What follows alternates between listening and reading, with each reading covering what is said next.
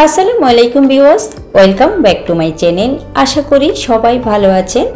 Friends, হাতে মাখা পুঁটি মাছ, যেহেতু ধনেপাতা কাঁচামরিচের সিজন, শীতকাল, তাই শীতকালে এইভাবে হাতে মেখে পুঁটি মাছ রান্না করলে অসম্ভব মজা হয়ে থাকে। সো খুবই মজাদার একটি রেসিপি শেয়ার করছি।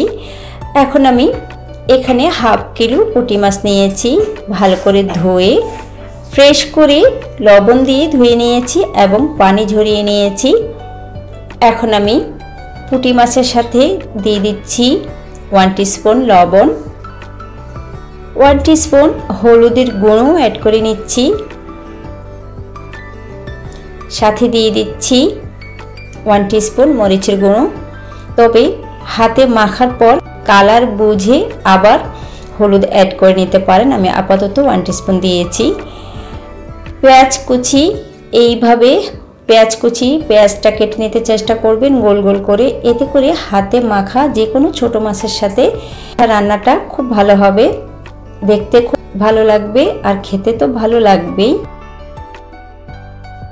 পেঁয়াজ কুচি, কাঁচামরিচ, টমেটো কুচি সবগুলো আমি অ্যাড করে নিয়েছি। এখন মেখে নিচ্ছি।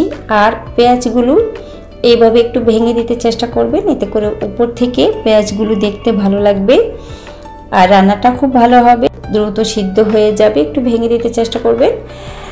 সো ভালো করে মেখে নিচ্ছি, তবে তেলটা এ পর্যায়ে দিবেন না।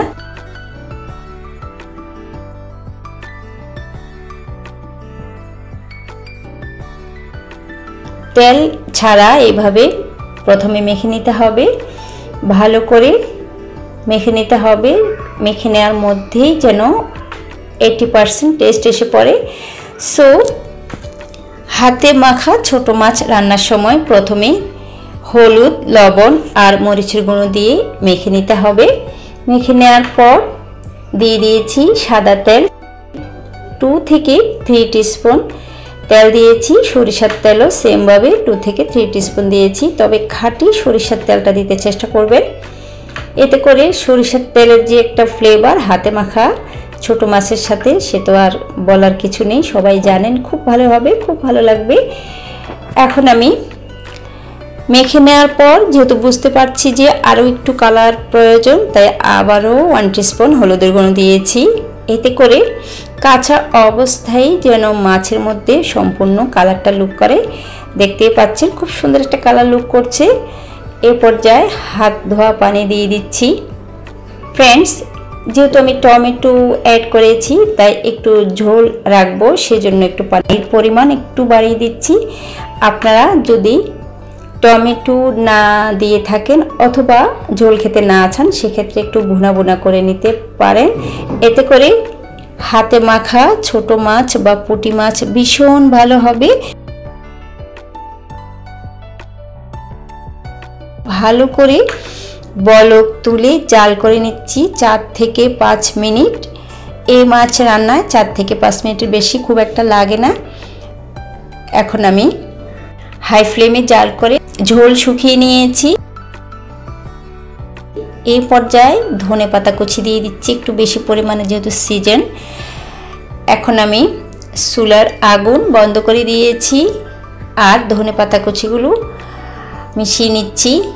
এ পর্যায়ে 10 মিনিট ঢেকে রেখে দিবেন, তারপর দেখতে পাবেন কি সুন্দর একটা কালার লুক করছে। ফ্রেন্ডস, দেখতে পাচ্ছেন একদম লোভনীয়।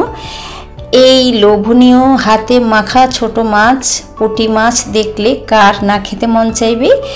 খুবই লোভনীয় আর জিভে জল আসার মতো ছোট মাছের একটি মজাদার রেসিপি শেয়ার করেছি। আশা করি ভিডিওটি ভালো লেগেছে। সো ভিডিওটি ভালো লেগে থাকলে অবশ্যই লাইক, কমেন্ট, শেয়ার করতে ভুলবেন না। আর অবশ্যই রেসিপিটির সাথে থাকার জন্য চ্যানেলটি সাবস্ক্রাইব করে রেখে দিবেন। ফেসবুক পেজ থেকে যারা দেখছেন তারা অবশ্যই পেজটিকে ফলো দিবেন, লাইক দিবেন, শেয়ার করবেন। সবাই ভালো থাকবেন, সুস্থ থাকবেন। আল্লাহ হাফিজ।